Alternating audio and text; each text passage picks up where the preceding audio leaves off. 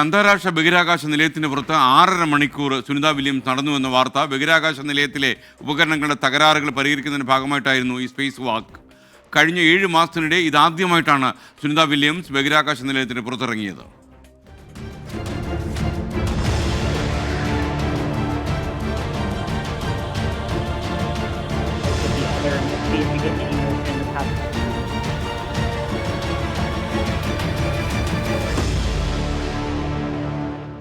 കഴിഞ്ഞ 7 മാസമായി ബഹിരാകാശ നിലയത്തിൽ തുടരുന്ന സുനിത വില്യംസ് ഇതാദ്യമായാണ് ബഹിരാകാശ നിലയത്തിന് പുറത്തിറങ്ങുന്നത്.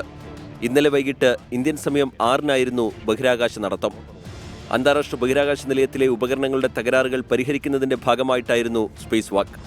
ആസ്ട്രോനോട്ടായ നിക് ഹേഗും നടത്തത്തിൽ അവർക്കൊപ്പം ചേർന്നു.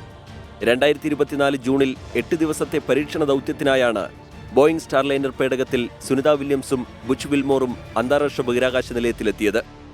എന്നാൽ ബോയിംഗ് സ്റ്റാർലൈനർ പേടകത്തിന്റെ തകരാറിനെ തുടർന്ന് മടക്കയാത്ര മുടങ്ങി. ഈ വർഷം ഫെബ്രുവരിയിൽ ഇരുവരും മടങ്ങിയെത്തുമെന്നാണ് നാസ ആദ്യം പറഞ്ഞിരുന്നതെങ്കിൽ ഇപ്പോൾ യാത്ര വീണ്ടും മാറ്റിവെച്ചിരിക്കുകയാണ്. മാർച്ചിലോ ഏപ്രിലോ ഇരുവരും സ്പേസ് എക്സിന്റെ ഡ്രാഗൺ പേടകത്തിൽ ഭൂമിയിലേക്ക് മടങ്ങുമെന്നാണ് നാസ അറിയിച്ചിട്ടുള്ളത്. ഈ മാസം 23-ന് ബുച്ച് വിൽമോറിനൊപ്പവും സുനിത വില്യംസ് സ്പേസ് വാക്ക് നടത്തും. Research desk 24.